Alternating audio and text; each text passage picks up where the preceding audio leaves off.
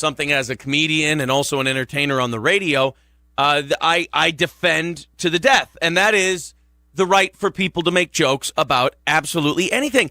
And if you decide to drag your kids onto the internet, you dragged your kids onto the internet. By the way, can we get a login, sis? Can we get a login, sis? And just to be clear for everybody, I'm not sexualizing these girls at all. This is sad and pathetic.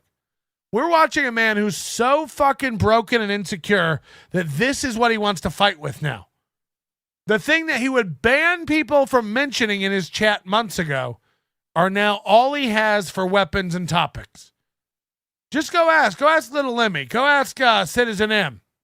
They all got banned for insinuating the things he can't shut up about today. This is all he had for a topic. If you would have brought up his children, forget it. Banned. Ashley LaRue, banned. Charlotte, banned. Emily, banned. Louis, banned. No, he'll talk about his kids for 12 hours today and what an amazing singer little Charlotte is. Charlotte sucks. Charlotte's tone deaf. If singing was a cup holder, she'd have a leak. She's not a good one. It's bad stuff. Aaron Imholte, Dad, my granddaughter got beautiful genetics. Ugh. She's ugly. She looks like a little pig girl. Again, we'll see other pictures of her here in a minute because he can't stop posting them to his Twitter. Now the whole internet's out there saying, wow, we have an actual recorded proof that this guy is really creepy when it comes to commenting on children and saying sexually harassing children. It's fucking weird. And then all of a sudden he's like, oh, I'm just dealing with some personal issues that I need to sort out. It'll be okay in a couple weeks. Yeah, meanwhile, he's been shitting on you for months, years, I guess, at years. this point. But with all the recent stuff. And they're just looking for the next outrage. And there's people who live their lives outrage to outrage, and I can't imagine those people are happy.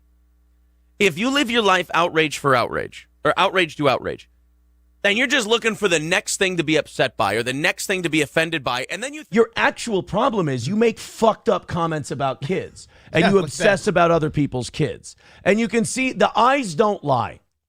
Neither do the hips. I've heard this. Offended by. And then you think that because you're offended that somehow you should be able to do something to somebody.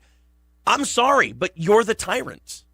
You're the bully. You are, I'm sorry, the bad guy. And I think this is really important because I keep hearing this question from people. And it is so the wrong question. Like, let's say a Melton wants to buy a kid. You feel Melton can't afford to buy a kid. Let's say he gets it somewhere. You going to feel comfortable with him? Yeah, because he keeps trashing on you, so that's how he gets his money. Take his... Yeah, but you've heard what he says about kids. I have. It's despicable. I mean, yikes. But they asked me, well, is it ever okay to joke about X? You know, and I won't say what the topic they used is because it doesn't matter because we're talking about principles. I think the people who get offended so easily have no principles. Or at least if they have principles, they don't abide by them because a principle is something you abide by. It's not situational. If you drop a principle because of the situation, then you don't have that principle. You can say you do, but then you don't know what you're talking about. You don't understand the meaning of the words you're using. It is well documented all over the internet, and someone I'm very close to has documented it for their own personal and possible legal reasons. Ooh.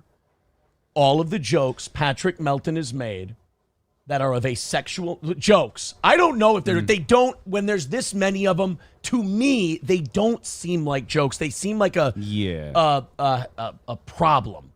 But he claims they're jokes. But they are jokes of a sexual nature towards children. Uh-huh. And the thing he said about my daughter didn't sound like a joke to me.